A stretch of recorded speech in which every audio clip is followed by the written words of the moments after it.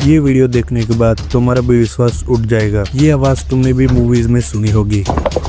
और अगर तुम्हें लग रहा है कि ये घोड़ा दौड़ने की आवाज है तो तुम गलत हो। इस आवाज को निकालने के लिए नारियल का यूज किया जाता है। मूवीज, एनिमेज और कार्टून में हवा की आवाज निकालनी होती है तो उसका भी स्पेशल अलग इंस्ट्रूमेंट आता है। सांप के रेंगने की आवाज निकालने के लिए वो अपने हाथ का कैसे इस्तेमाल करते हैं।